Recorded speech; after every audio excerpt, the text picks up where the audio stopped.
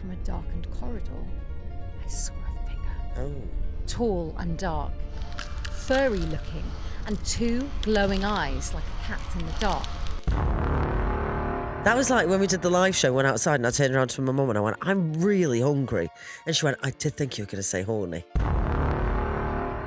Not opens it up like legs open, knickers off. Knickers off. All right, Randy. All right, Crandy. She's like, can you get your knickers off and get your underway, or asking for a friend?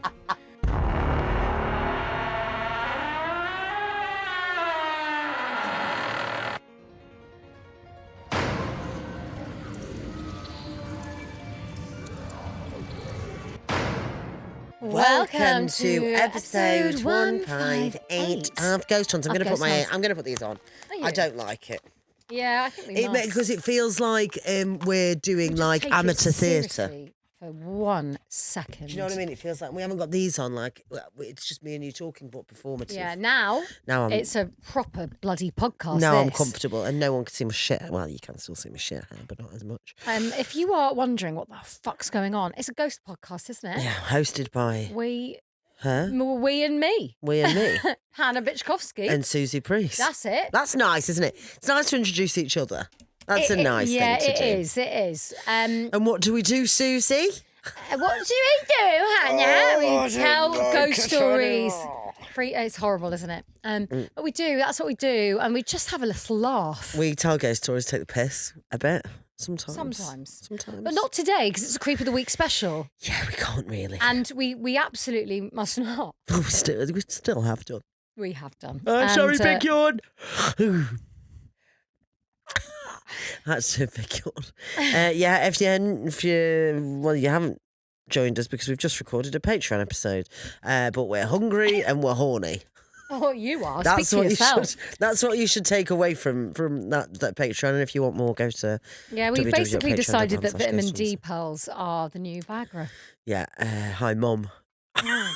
She anyway, so what are any talking points? That was like when we did the live show, went outside and I turned around to my mum and I went, I'm really hungry. And she went, I did think you were going to say horny. And I was like, why would I turn to you and say horny? I love that she's not surprised anymore. She's like, no, she doesn't give a shit. What are we up to? What have we been up to? Well, we went to a party last night. Oh, a very nice party hosted by Spotify. Yeah, thank you guys. Thank you, Spotify. We went to a party in the pissing rain. Yeah. And then had some wines. It was very lovely. I bought an umbrella outside the tube station for £15, I found out it was today when I looked at my bank statement. And then I just left it somewhere. Whoa. It's so fresh. I just chucked £15 at someone so that my hair would potentially get saved, and it actually didn't get saved in the end. Yeah, that's sad. Even though I'm like, and you haven't got the umbrella back. I haven't got the umbrella now. The thing is, I was like, Adam's got thousands. I don't want to bring home another umbrella. Yeah. But £15. That is a lot, isn't it? And this man was stood there choosing one for hours. I was like, get out of the way. I'm late. It's fucking raining. I it's need raining. To go to the event. Yeah. I did that thing where I put on my booted heels in like a lay-by. You know, when you like... in a doorway. Yeah, in a doorway, yeah. It's that kind of arcade shopping centre in Green Park. Oh, I don't know what you mean. It's like a corridor of shops that leads from one street to another. Inside. And it's covered. Oh, I know what you mean. But it's like a corridor of shops. Yeah. And in there, I was like, you always look a bit like you're about to like go on a date or something. Yeah. You're like, shit, we're about to go in the pub, and then you put on your good clothes. Your good clothes. God, I just hiccuped into the mic. Why don't you just pick a tarot for us? I'm going to take it there. Let's just see. Oh, that is hot. Is it hot to trot? What are we saying? Oh, fuck. Temperance. Oh, that's nice. Is that a good one? Let me have a look. Hang on. Temperance. He's got his foot in a lake and he's drinking. Oh, it's the virtue of moderation, self-restraint, typically in action, thought or feeling. It's like hold yourself back from shagging Adam all the time. Give it a rest with all these vitamin D pearls. It says, especially concerning the indulgence of sexual appetites and passions. No, it never. It doesn't say sexual. Oh my God. Sexual That's really funny, though. Self-control, Weird. please, and inner calm. That is really funny. Could you just hold it back, please? Oh, please. Please. Oh, well done. So you'll get a bit of temperance on that. Wow, that was hot. That was calling out to me. That one. Yeah. Wow, yeah. scary. Temperance, don't be horny all the time. Shall we get fucking in? Yeah. Do you want to go first? Yeah, I do actually. Yeah, I could tell. You were I do. I'm ready. I'm primed and ready. Yes, come on then. So I'm going to go fucking come on then. Okay, here we go. I'm going to go for one from someone called Niklas. Oh. Yeah, bitch. Niklas sounds like Santa Claus, doesn't it? Yeah, Santa Claus. Claus. Saint Nicholas. Yeah, all right, here we go. Your brother's I've told your brother that we need to meet up so he can talk me through blefs. Yeah. And now he's saying, best surgeon Netherlands, fly in and out, game changer, we'll send you tomorrow. Yeah, I mean, fuck it, he's done the guinea pig What we should work. do is see if we can get on his flights. I know. Like in the hold. Yeah. Stickers in the little things Stick at the us in top. the thing and end up in Macau. Yeah. Gambling our fortunes away, Yeah, we casino. must. Anyway, hi, Niklas. So, dear Hannah and Suzie, my name is Niklas. Permission to say my name. Thank you. And Very this is a formal. childhood and ongoing story of mine. Quite long, so I do apologise. But it's about my grandmother's house, which is an old Danish baroque manor. Wow. That's all right. Grandma's doing okay. That sounds... Is that got something... Is Danish the Netherlands? Denmark. I think it's... Let me look that up. Here we stupid bitches. No, I think Danish is... Danish... Yeah, it's got to be, hasn't it, Denmark? Who speaks Danish? What countries speak Danish, please? Denmark. Yeah, Denmark is a country. Very good. And the term Danish can refer to its official language. Where do they speak Danish in the... Is that right? What do they speak in the Netherlands? Danish is the official language of Denmark. Yeah. Yeah. Yeah. So not Netherlands. That's Dutch. Oh. Stupid cunt. Wow. Stupid little cunt. If we put that on TikTok, But we listen, will get the thing is, annihilated. we're learning. We don't know something, we find out. We do. And now we will know find out, that yeah. Danish is Netherlands, Denmark. Denmark. Anyway, so Niklas's grandma has an old Danish baroque manor, similar looking to Anthony House in Cornwall, for reference, where they shot Alice in Wonderland. So this is pretty fucking fancy. What, the cartoon? Unclear. Oh no, the Johnny Depp one. Must be. Didn't like that. Anyway, I will not dox myself and my grandmother and actually say the name of the house. Haha. Moreover, I found you guys on TikTok in September this year and I've fallen in love with your spooky stories and never-ending banter. Anyway, never-ending. Well, yeah, that sounds like bit of somebody wants it to end. Yeah. Anyway, here's my story. A little background. I come from a landed gentry family in Denmark. So I really wanted to come from a land down under. I come from a land down under. And I'm going, blunder. I used to think it was, you better pop, you better take, come on. But it is not. Landed gentry family in Denmark, as we are noble descendants of Christopher II, Oh my King God. of Denmark. What the fuck? Yeah, he had an illegitimate son whom my family stems from. So we are a side piece family lineage, which is always a good icebreaker. Oh, like He's a someone has an bastard. affair. Yeah, bastard child. Nice. I mean that in a nice way. I'm not Yeah, saying like- you're a bastard. Yeah, like, You know what I mean. but like the official bastard. Yeah, the OG bastard. Yeah, not like cunt bastard. Yeah. It always brings some funny looks when it's mentioned, but we take great pride in our family history. And with this lineage, a manor estate has been with us for generations. That's so good. And was acquired in the late 17th century. Wow. My grandmother, the matriarch of our family, is the current owner. We often joke that she was the Dowager Countess of Grantham, as if she was in charge of Downton Abbey. Nevertheless, this story starts back in 2011, at least for me, as I was 9 years old, and I had my first encounter. My mum and I had recently moved to a nearby town of my grandmother's home, as my parents had decided to split. With this brought some emotionally interesting time for me, as the new school I'd started to attend was a shit show to say the least. I'm a natural ginger and had lived some years abroad in the UK and Hong Kong, so my Danish was sort of interesting and I therefore became an easy target for bullying. No. So my mum took me out of school for a month, and during that time I stayed with my grandmother and late step-grandfather a lot. Those motherfuckers. Motherfuckers. The two of them had shaped my life in many positive ways, and they helped me to get back on my feet at a vulnerable time. It also brought ease upon my mum, as it was not easy to see her child being made fun of, and having just moved, settling in, and also working a 9 to 5, my mum wasn't able to be home with me all the time. So many days were spent at the manor, and we even started a new family dinner tradition, which we still do every week to this day. But during the time at my grandmother's, I encountered something which apparently has been with our family for many generations, and I was the latest to encounter it. When staying over at my grandmother's, I would sleep in my own room, as I was old enough not to stay beside my grandparents' bed, even though the dark always frightened me. Kind of like dark waters, I don't like being able to see what's around me. But I was a big boy and slept by myself. That might have been a mistake though, because I have always also been seriously curious. One night, when I had to use the loo, sometime in the night, I was walking down one of our long corridors, which passed by the main staircase. The staircase leads down to the parlour room and also the front entrance. And from the entrance, I heard a slight scratching sound, almost like a tree branch. Tree branch. Almost like a tree branch hitting a window in the wind. A tree. A branch. A branch. A tree branch. It was slight but noticeable, and we do not have trees up along the house, so I went to look. That was a mistake.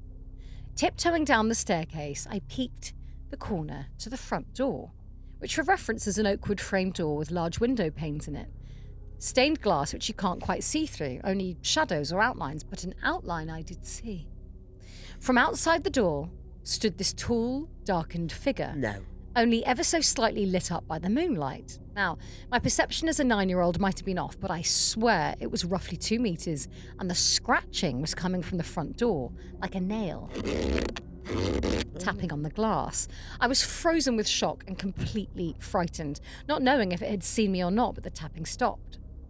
The outline of the figure kind of shifted, but before I could comprehend what it might be, I was swung around by my shoulders and met by the face of my grandmother. She looked worried, but hid it with a slight smile, as if she was nervous but didn't want to show me any fear. She simply asked if I'd gotten up to use the loo, and I nodded my head without saying a word. She took my hand and upstairs we went, but not without the peeking towards the front door where the outline had vanished, though I could hear something outside stepping or walking on the pebbles of the driveway. Back to bed I went, and nothing more came of it.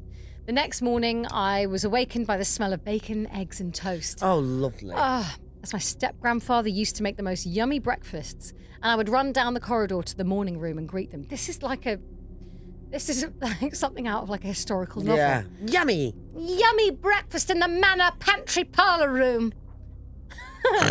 Love it. It's like the little Prince of Denmark. Yeah. Anyway, my grandmother looked at me like nothing had happened that night, and my step-grandfather was just starting to read his morning newspaper. Oblivious, to say the least. Weird, I thought, but the day passed, and I came to forget it all. A couple of years later, I was 13. I was obsessed with horses and gotten my own little pony named Tarzan. Oh, God. He was a stubborn old gentleman whom we had gotten for cheap, as he would otherwise have been euthanized at the riding club. Oh, sad. He was due to old age. He still had some jumps and kicks in him, and as I was new to riding, he was a good starting point. He was at my grandmother's due to her having a stable, where some other horses were stationed, as locals could rent a stable box for their horses if they did not have space themselves. So a couple of kids and their parents often came after work and school on the weekends, which was fun. But I often stood for dinner time and made sure new hay was ready for their sleep. Oh. One evening, though, something odd happened. Now, here in Denmark, around the end of September, the sun starts to go down quite early, roughly between 4 p.m. And this lasts until early spring. So when dinner time came, it was pitch black outside. The stable was not far from the house. A simple walk down the driveway and to the right it stands between some large oaks. The stable is an old building too, maybe built around 1930, with a large gathering hall in the centre and 2 corridors, one each side of the hall, with the horses' stables running along them. But there's also 2 sliding barn doors on each side of the hall, so tractors and other vehicles can pass through, but one is usually closed at all times. From outside, I heard some loud neighing. Usually the horses were talkative, but only when someone was in there with them. And when I walked in, after opening the barn door towards the house, I noticed that the other one was slightly open. The one towards the large farming buildings and the large oak forest thereafter. I was just about to open... It was just about open to the point that a slim person could walk through, but no more. When I stood, kind of befuddled... Only slim, no more fatties. Yeah. Through this door. Only size 6. When I stood kind of befuddled, the neighing had stopped, and an eerie feeling came over me. I could hear hoofs, ever so slight on the concrete floor to my left. But it could not be a horse. The sound came in pairs, not from 4 hoofs. Oh. The sound came... A centaur. Yeah, fit. The horses should be all in their stables, and they're standing on soft hay. I was terrified to look to my left. As That's my horse impression. That's the pig from Animativille. Oh, yeah. That's Jodie. Is that good now? Yeah, that's quite good, actually. Is it? I was terrified to look to my left as I had it creep closer and closer, but from a darkened corridor, I saw a figure. Oh. Tall and dark, furry looking, and 2 glowing eyes like a cat's in the dark. So I bolted from the barn and towards the house, but I remembered I had locked the front door. The only door I knew was open was to the kitchen quarters, so I ran. The fastest I've ever run. I ran to the side of the house, jumped the 4 steps down to the servant's door and closed it shut behind me. Locked it with haste and held my breath. All I heard from behind me was running on the pebbles, and I couldn't look back. I was in complete darkness and it was quiet, but then it came. I could hear scratching on the servant's door. It was just on the other side. As I was pressed up against the door waiting for something or someone to try and push it in, it just didn't happen, just the scratching sound. I must have stood there for ages, but it stopped. And when it did, I ran through the basement, up the stairs to the dining room when I ran into my grandmother setting up the dinnerware. She must have seen the fright on my face because she immediately came to me and asked what had happened, so I told her. She was mortified but not shocked. She knew what I was talking about and explained to me that it is something that lives in the woods. Oh dear. Something old, which had been coming from the woods for ages, scaring many of my now gone relatives, but never claimed anyone, only animals. And all I can describe it as is a skinny-legged furry figure with long nails, bright white eyes, and almost human-shaped, but no human's that hairy. It's like a mutated humanoid creature from nightmares, walking on hind legs like a messed-up dog-human thing, to say the least. My grandmother, while explaining the story to me, asked if I had smelled iron when I was in the stable. I hadn't noticed it at first, but yeah, I had smelled iron when I was in the stable. It's killed something, she said. We did not go into the stable until the morning after. I didn't sleep a wink, but with my step-grandfather holding my hand as I was still frightened, we 3 checked on the horses and they were fine. But a lamb was lying mutilated on the concrete floor, possibly coming from a neighbouring farm. Almost as if it had shown off its skills to the horses, hence their distress and neighing the evening prior. It wanted to show dominance, and that's the only way I can explain it. Since that evening, I haven't seen it again. I've only heard it, and sometimes I've smelt the faint smell of iron. We don't have horses anymore, or other animals, simply for their safety, which might have helped keep it at bay and away from prey, as the manor has otherwise been a seat farm for many decades, producing animals and crops for the local community. The last time I had an encounter of sorts was last Wednesday on the 22nd of October, 2025. Halloween month. We were having our weekly dinner when my mum and aunt had left to go home before me, as I now live by myself, so I was the last to go. Staying another hour, talking with my grandmother and enjoying our time, I started to turn my nose home as well. And as I stood in the driveway at my car, I could smell it. Iron. I looked at my grandmother standing at the top of the front door waving goodbye, but I nodded my head sideways towards the stable, said nothing. She nodded back, as we have come not to not speak when we know it's near. I waved goodbye and I drove off. That's the story, and we have yet to have further developments from the furry thing from the forest, but it still lurks every so often. And to note, my grandmother is completely safe. Never once has it tried to enter the home. It's only scratched slightly at the doors, and from my grandmother's knowledge of our relatives, it's not tried to enter in the decades or even centuries prior. She's lived her whole life there and has only encountered it herself when in the woods or around the stable. Anyway, I hope you guys liked my spooky and very much real story. I'm not a religious person, but paranormal activities do pique my interest, as well as folklore. And growing up in Denmark, Nordic folklore and mythology is taught from a young age here. I do believe it is something which cannot be easily explained, but nothing more than that. We also have sightings of ghosts and ghouls at the manor, but that might be for another time. Take care, you lovely ghost Huns, and I hope this story has given you a bit of a spook. Kind regards, Niklas. So is it not just an animal? Well, if it's on hind legs and it's scratching with a nail at the door, that suggests an intelligence. Yeah. That would place it beyond animal.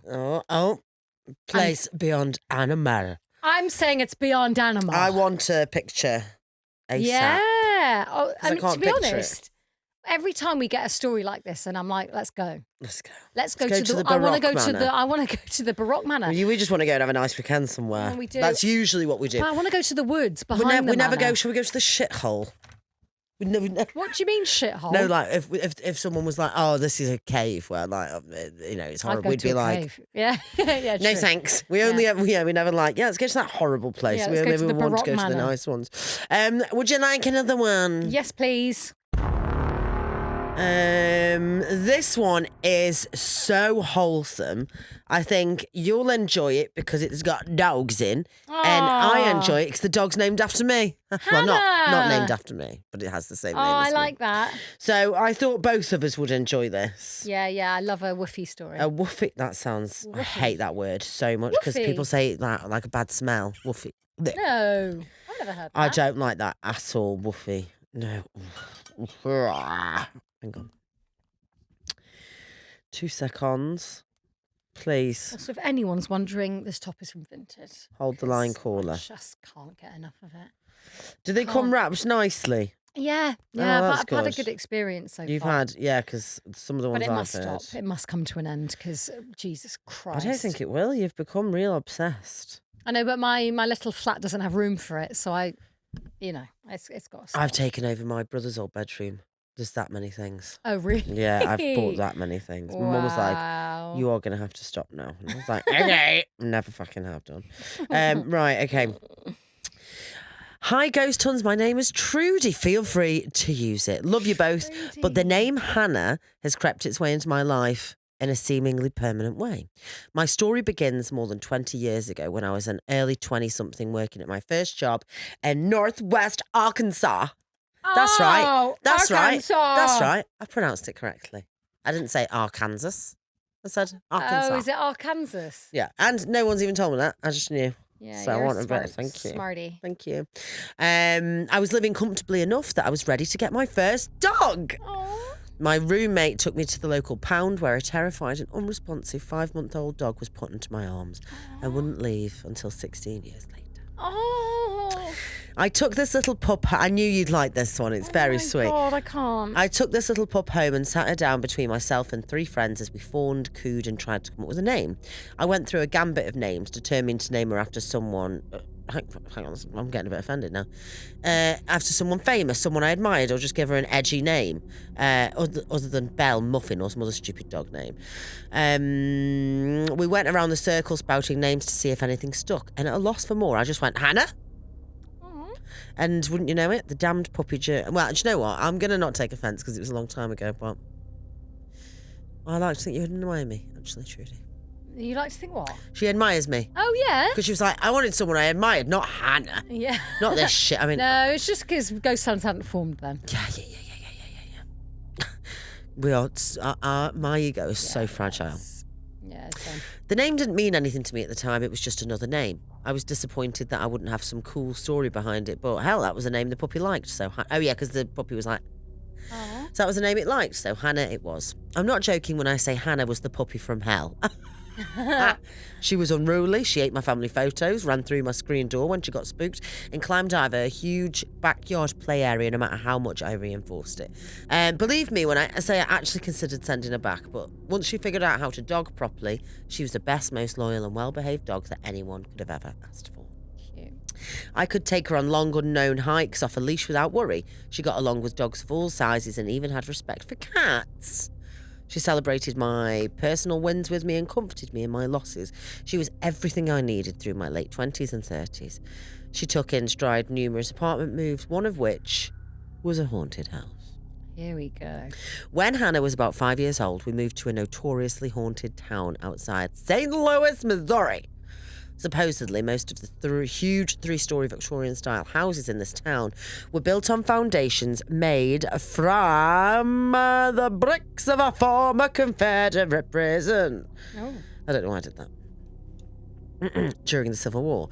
I was informed this house was haunted before I signed the lease and brought Hannah with me to check out the place. I thought, if Hannah's freaked out, I won't rent it. However, when we did a walk around, Hannah seemed fine and not worried at all. So I signed the lease and the two of us moved into this enormous 100-year-old home alone. Because I would be tempted, because they're obviously gorgeous houses. Yeah. And I wouldn't want it to be haunted to put me off moving into a really stunning house. Anyway. As I had been instructed to do by several witchy friends, I talked to the supposed ghost while unpacking. I told them I was moving in for a short time and I promised to take care of the house. I said, "This house is beautiful and I promise to respect it. Please don't mess with Hannah. She's a good dog and will always be respectful." The ghost seemed to appreciate this because nothing scary happened. I would, however, be sitting in the living room, which was right off the side of the Grand Master staircase, right inside the front door. I imagine it is like that house from Casper. Isn't that like an old manor house? It was absolutely fucking colossal, yeah. Yeah. But that's how I'm imagining it. Yeah, right. Even though she definitely didn't say that that's what it is. I would hear someone walking heavily down the stairs, the front door open and then close. I had a clear view of the stairs and I never saw anything. I was also alone in the house except for Hannah on the couch next to me. I know it wasn't my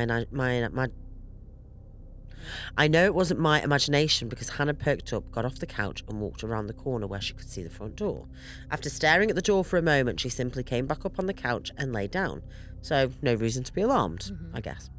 Another time, Hannah woke up from a dead sleep on the couch and walked into the unfurnished dining room right off the living room. She was out of my sight, but I watched on curiously as to why she'd gotten up. Suddenly, her tennis ball bounced out from the dining room. Oh, no. I don't like that. Hannah playfully chasing after it. Hannah had never thrown the ball for herself, ever, and she'd never woken up from a nap to do so. It was clear that whoever was in that house liked my dog, and Hannah seemed to enjoy them as well. Sweet, isn't it? Well, yeah. I wouldn't, if I was just sat there watching my dog and then a ball just came back, I'd be like, Can you we're going imagine now. the chills? Yeah, I'd leave. get out. Anyway. Where the fuck is it? When we lived in that house for 3 months as life took me to a new job across the country in Texas. Hannah took the move well and never complained. Her 16th year saw us all in a small studio apartment while I was dating my soon-to-be wife. Her health was steadily deteriorating and she constantly needed to be let outside to get to the toilet. She'd wake me up every 2 hours to go outside and all around started losing everything that made her her. So not long after I celebrated her sweet 16th birthday, I made the decision to let her go. This was the hardest decision I've ever had to make in my life, saying goodbye to my best friend of over 15 years. Oh my God, sad. Little was I to know, Zoe, that this was not the end for Hannah and I. She didn't leave me. She didn't actually leave me for years after she passed, and still looks in on me every now and again. When her health was getting bad, as I said, she would wake me up by nosing my hand or any other part of the body hanging off the bed. So like the overtired, overworked slag that I was, I trained myself to tuck in tight in the middle of bed so she wouldn't have any part of the body to bother. The smart girl she was, she resorted to poking her nose violently into the mattress, effectively shaking me from my slumber to get up and let her outside. She did this every night. Hannah has been gone from the world for over 7 years now, and every once in a while I'll feel her bop my mattress to wake me up. I used to sit up immediately, staring over the side of the bed, hoping to catch the ghost muzzle in the act. But she'll not be there.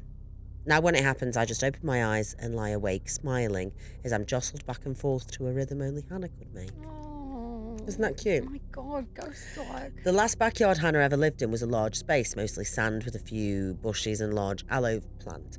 The desert wind would constantly blow in weeds that would take, that would take root and grow nasty thorns called goat heads. I don't know what the fuck they are, but they sound awful. They are named as such for their wicked, sharp, curved thorns that are difficult to remove once they pierce the skin. Often Hannah would come inside with them, and unbeknownst to me and my wife, we'd find them left in the carpet for weeks, and they'd stand on them and it'd really hurt. On the day of my wedding, nearly 2 years after Hannah's passing, I was walking through the large, immaculately clean, shiny ballroom of our wedding venue in my fancy suit and new, incredibly comfortable shoes. This was before the guests arrived. When I reached the bridal suite, I lifted my leg and plucked, you'll never guess what, a goat head. A what? A goat head. The thing that the dog kept bringing in. I thought you said go ahead, and I was like, go ahead. Do I have to say? Go ahead. My bride saw it and went, Hannah's here. Oh. I instantly teared up because I hadn't put it together. The chances of a goat head mysteriously appearing in the middle of my wedding venue, and for me of all people to be the one to step on it, is nearly impossible. We have since adopted another dog named MJ, who has no doubt taken pointers from Hannah on how to behave. They act and look so similar that I still often call them the wrong name. Many times MJ will stop and sniff Hannah's urn I've placed on a cabinet next to a picture. She even brings her favourite toys and places them under Hannah's picture. I've attached a picture of MJ lying happily next to Hannah in my living room. So now that you know my history with my favourite Hannah, it's time for the paradox part. I started listening to podcasts at work during the pandemic and still do every day. Many times I've been looking sadly at the picture of Hannah on my desk when I'll hear the podcast host say, this next story comes from Hannah. It happens almost every time I'm thinking of her. It's definitely no coincidence that one of the hosts of my favourite podcast, Ghost Huns, is also called Hannah. Oh, I love that. I recently joined a committee that raises funds for one of my favourite non-profit organisations. The president of said committee, Hannah. So once again, the name Hannah escapes my lips several times a week. I never had a friend named Hannah growing up, never really even uttered the name until that day I took a puppy home. But now that she's gone, I see it or hear it everywhere, every day and every way possible. The examples are endless, mostly in seemingly mundane and ordinary ways, but every time the name Hannah comes up, from the name tag on the woman at the grocery store or to the signature at the bottom of a generic email, I can't help but smile. Oh. So there's my long drawn out explanation of an unexplainable paradox that my heart dog has somehow conjured to keep her in my thoughts. Thank you for reading this and for being another Hannah and Suzie to put a smile on my face. Cheers, Trudy. Oh, that's so cute. Isn't that cute? That is quite wholesome, isn't it? Let's see the picture. Oh, yeah. I want to see MJ. Oh, They do look incredibly... Oh, it says woof, like you. Oh, God, cute. They're so cute, aren't Oh, my they? God, Don't they're they look the same? lovely. Those are lovely dogs. Oh. Literally obsessed. I really need a wee. Okie I dokie. really need a I'm wee. gonna part alone.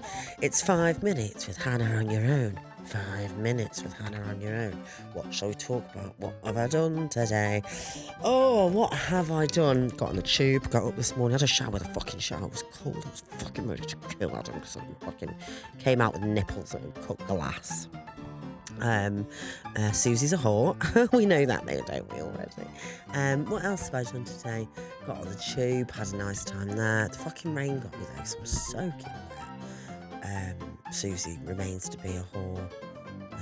Shall I prank her? Shall I just chuck something at her? Shall I take a candle out of here? And then when she comes in, I'm going to chuck it at her under the table so it hits her leg and she's going to shit herself. That's a good idea, isn't it? Let's turn it off. I'll do it because, like, we were just talking about that ball that Hannah got thrown in the other story. And then now I'm just going to strip it. She's a stupid bitch. She'll never know. I've just tucked it between my leggies. I don't know what to say now. I've been imagining pranking her. That's quite a good idea, though, isn't it? Because she will shit herself, I'm sure of it. I'll wait until she goes to tell her next story. Ba ba ba ba ba ba ba ba. Woo! I just have to act cool. Act cool. Play it cool. Oh, I've just realised she's going to see this as well, and now I've called her a slag. She's going to be unsurprised, I suppose. How's your day going, anyway? Can we put some fun music under this, Tim? I feel like it'll need some.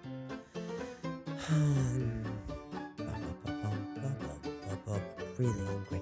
I'm going to have a ham and coleslaw baguette when I get in. I'm going to make it myself as well because I'm like fucking Nigella Lawson, aren't I? Well, it's like, oh, my earring hurts. I've been thinking of getting another piercing in my ear, but I don't know where in my ear to have it. So that's just a bit of info on me. What else? Oh gosh, I really hope Shura's up because I'm trying to clutch this candle in between my legs and I don't have that much like muscle mass, so I'm a bit pathetic and weak. Anyway, can't wait to get the shit out. She's back now. Did you do podcasting alone? Yeah. Oh, wow. You're going to enjoy that. Aw, when you listen to it. Did you do podcasting alone? FOMO. Okay.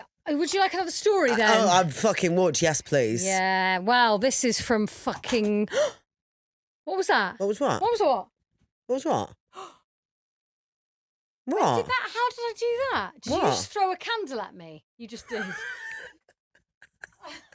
But why is your shoe there? Like you've lost a fucking foot as well. Like I've been abducted by aliens. I wanted to scare you, but I didn't know how to do it, and then I got freaked out, so I just threw it at you. Yeah. No, it kind of worked. to be Yeah. fair. I wanted to scream. Anyway. I've been drunk quite a lot this week, and I've got the anxiety of like, what have I done? Have you? I know exactly what What have you I mean. done? Yeah, but I wouldn't worry. No, You've done there's not nothing much bad. fucking point as to worrying about it right now. So I'm going to take you to Slovenia. Oh, weird. What? Why? Well, we had a Slavic mention Yeah, in yeah. Amateurville. Yeah, right? no, is this that is- right? Yeah. Is that right? So this is from Anita. I think Yeah. we can say it. Love that girl. Hey Anita, this is called The Dancing Table. Great. Hello, I truly hope that you see this message because I'm the biggest fan of both of you and I have a question. English is not my first language, so I'm deeply sorry for any mistakes. I was thinking the other day when I was listening to your podcast and when you do these things like Bloody Mary or the one with the blue baby and the lady appearing, what if it doesn't work in that moment, but it starts working when you're home? Yeah, well, this is the problem. I know, and I'm like, Anita, stop it. Because really, Don't make me everything think that we've that. ever done is Creeps up later. creeps up, yeah. Yeah. Well, like that, when you thought that I was going to die drowning, Yeah. and then I nearly did drown. When? Well, I put a video up of me and Adam doing the dance from Dirty Oh, Dancing, yeah, and yeah, then yeah. he actually nearly killed me Oh, God. because he just fell on me, and I was Yeah. like, I couldn't get out. Fuck. I was like, if you killed, that's horrible. Oh, no. That's tragic. Yeah, well. And then people started, and I didn't think about it, and people were like, Hannah, what are you doing? Yeah, you Stop fucking shouldn't. about with Don't tempt water. fate. But she's saying, what if you're opening doors with these things and you just don't know I it? think And then I know done we tons are. of these emojis. Yeah, I know we are. But, I know for a fact that that's what's happening, actually. and she's also put, and would you mind if I ask you a favour? I'd love to hear any spooky stuff and stories about Slovenia. Well, Question mark? That's why you're writing it. Yeah, actually, tell me. yeah. Come on. Like maybe the time when I went and visited the dancing table in Prevalia.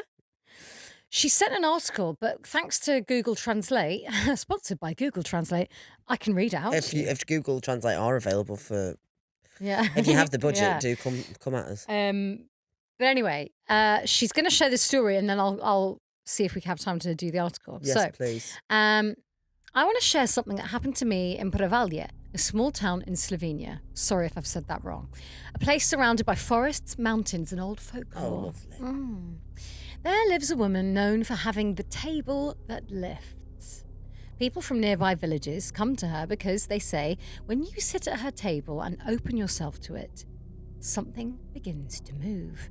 When I visited, there were 4 of us, me, my cousin, and 2 guys. Not opens it up like legs open, knickers off. Knickers off.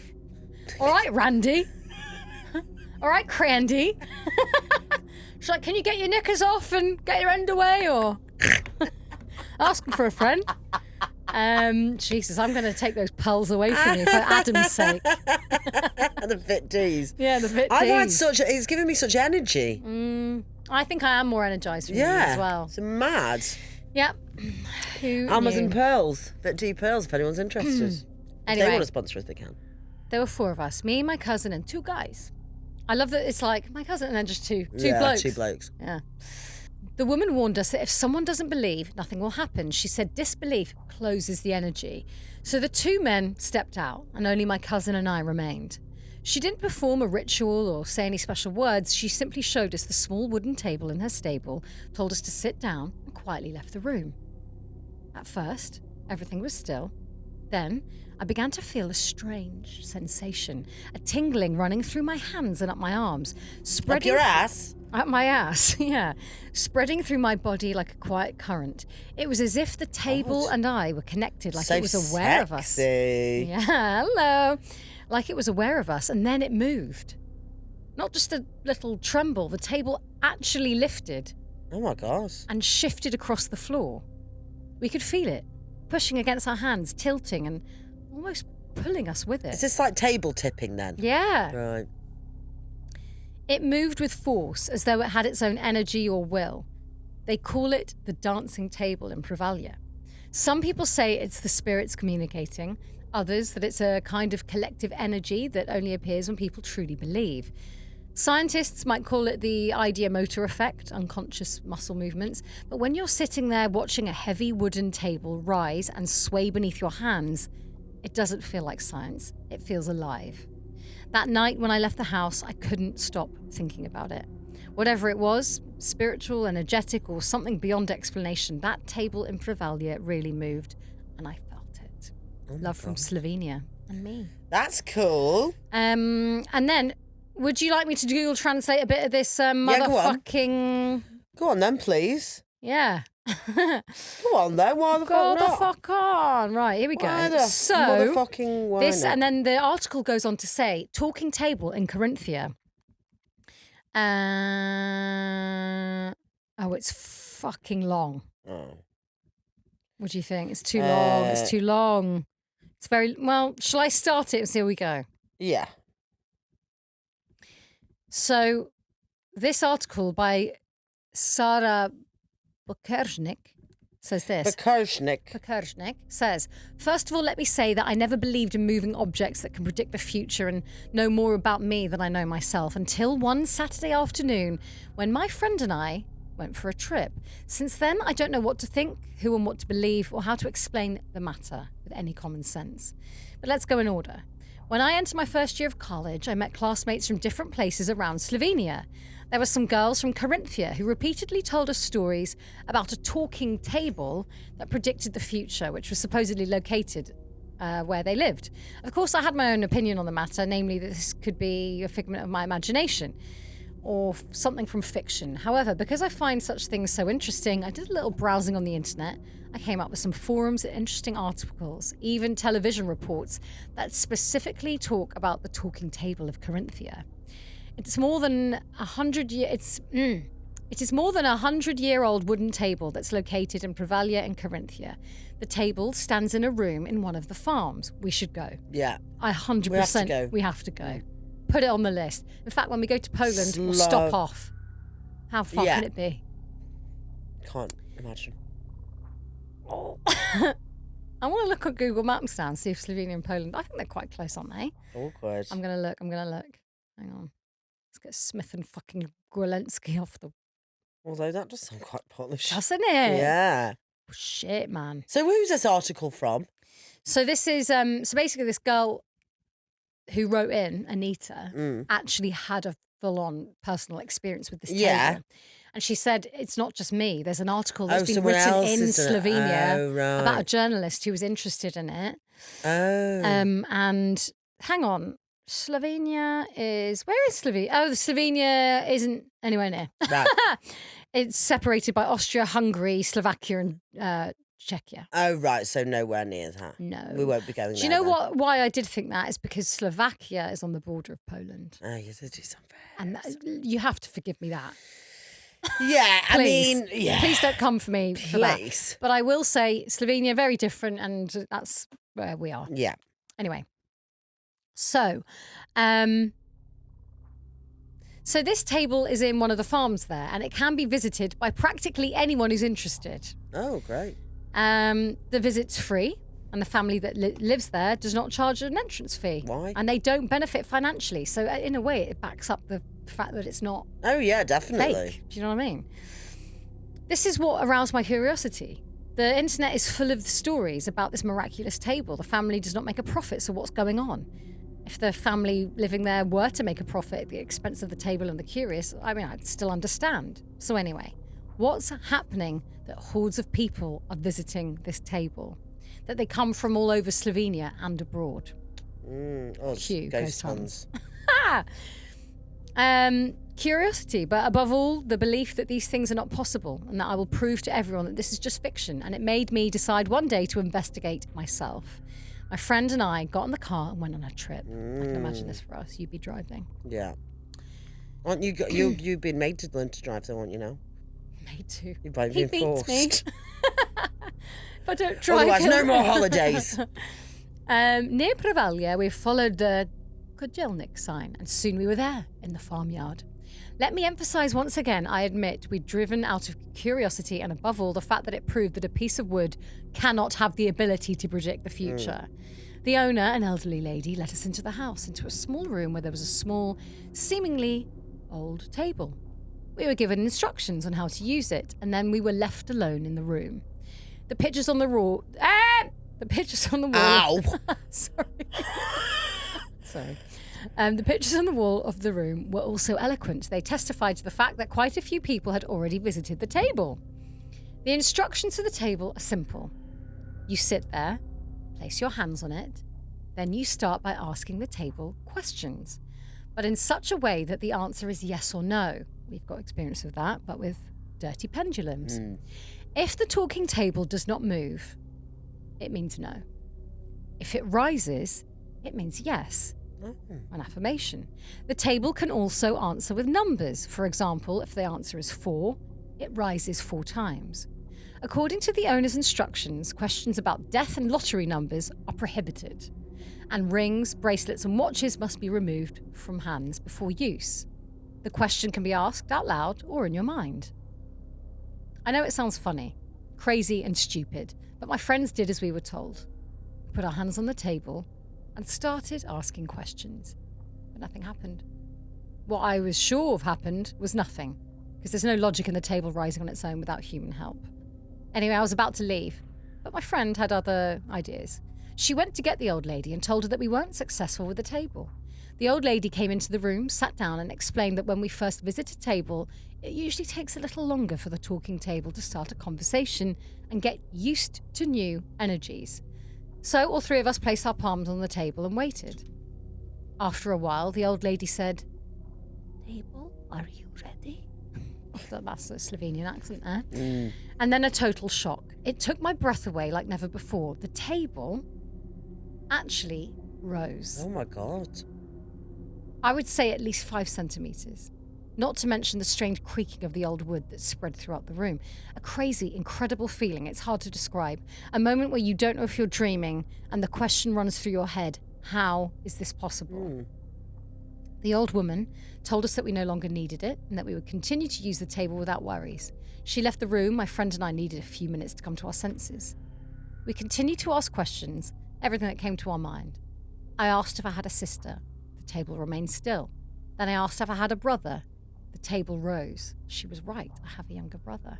I asked what day of the month my mother was born on. The table rose 5 times. My mother was born on the 5th of July. I also asked what kind of car I drive. And at first I deliberately made false statements. The table remained still until I mentioned the white Clio. We'll do that with whatever car we rent. Yeah. Yeah.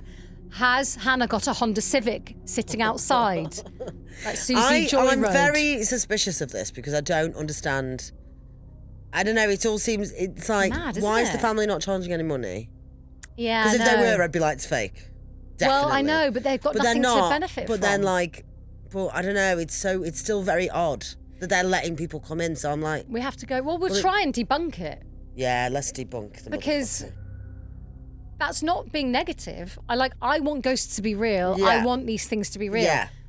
But I think you have to go with an open mind with these things. Be Yeah, like, surely a not. table that just rises because Yeah. it's magic is mad. Yeah. Something like fucking Sleeping Beauty. Yeah. My friend Beauty and and I... the Beast. Harry Potter. We were in shock. It was a strange feeling because with common sense, you know this is not possible. But what we saw was happening with our own eyes.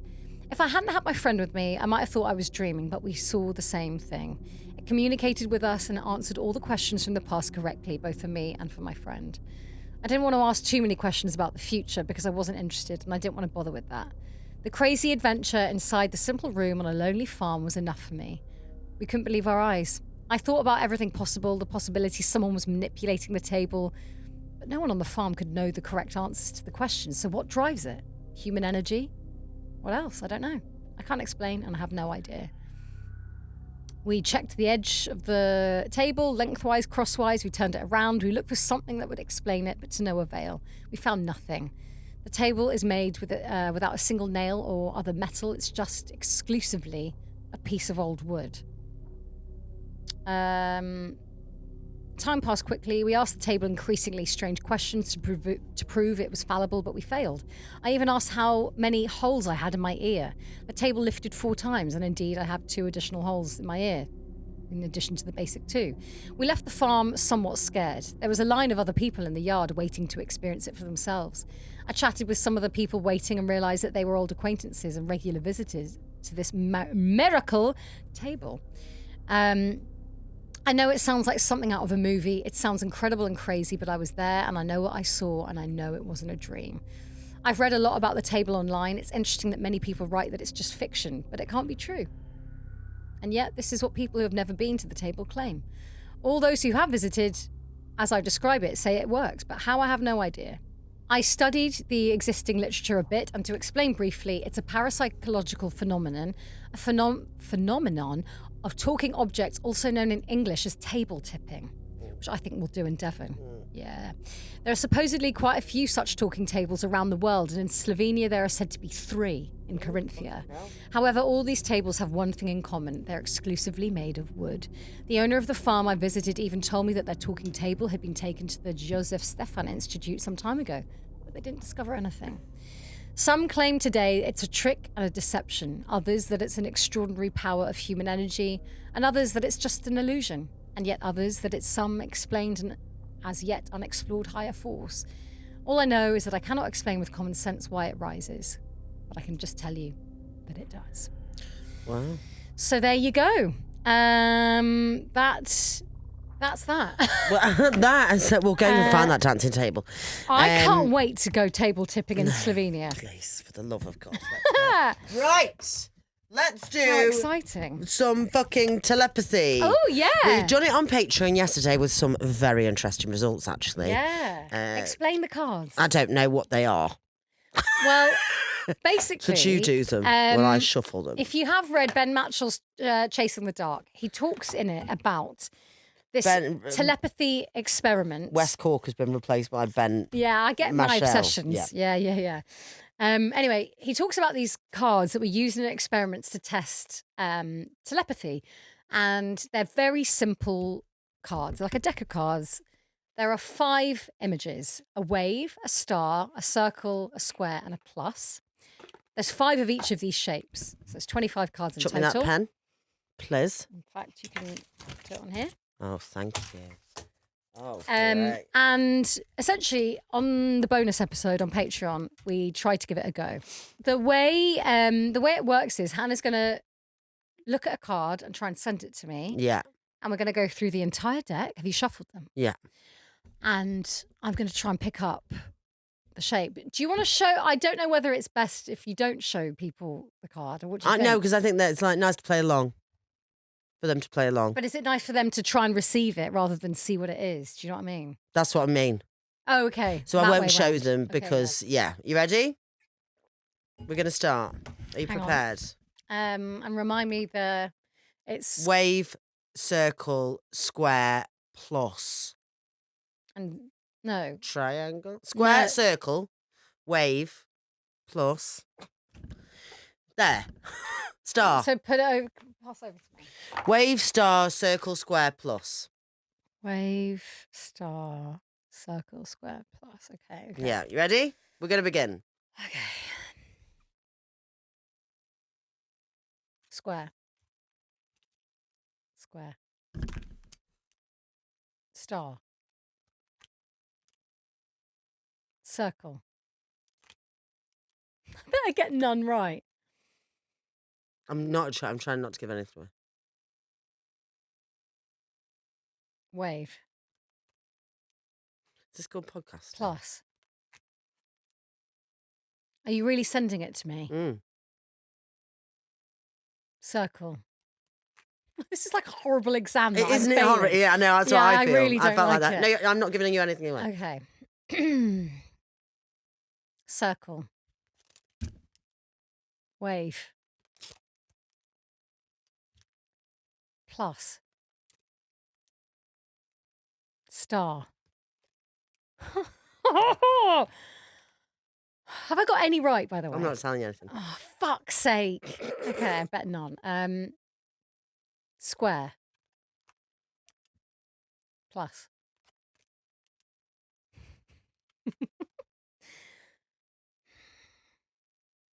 Wave. Plus. Star. This is horrible. It's horrible, isn't it? Ah! I don't know if this is called podcasting. No, because people are going to be writing down what? Yeah. Plus. Square. Circle.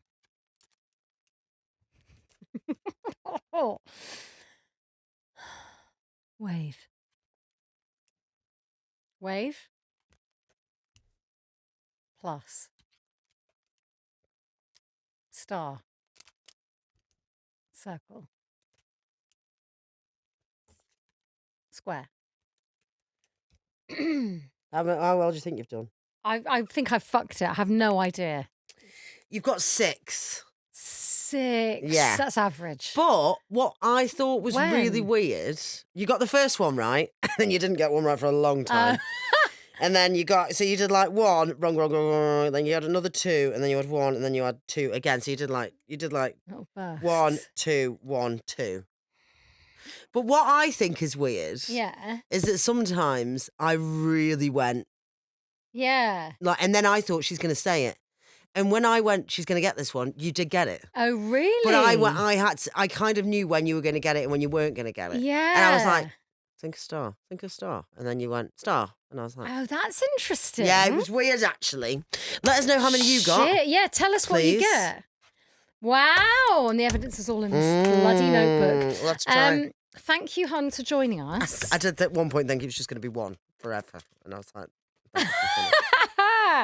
yeah, I did. Yeah. thank you so much. We will see you next time. If you want more, if you want the bonus episodes, if you want the ghost hunts, because we go so many different places, go to www.patreon.com/ghost hunts. It's £4.50 a month or £6, whichever. It's so cheap. It's so there's always good. new shit going on there. We've been to so many places. And tomorrow we're off to Devon on a ghost hunt for our Patreon ghost hunt. We're off to Devon, so they'll be coming out in bursts. You'll be getting them regularly. Imagine us getting into the cold sea and seeing that on camera. Come on. on. We are getting into. Are you going to get into the sea? I'll try. You've got to. Yeah. I've got a wanky dry robe, so. Yeah, we've both got wanky dry robes now. Anyway, we love you, Huns. Bye. Hope you enjoyed. See you next week. Bye.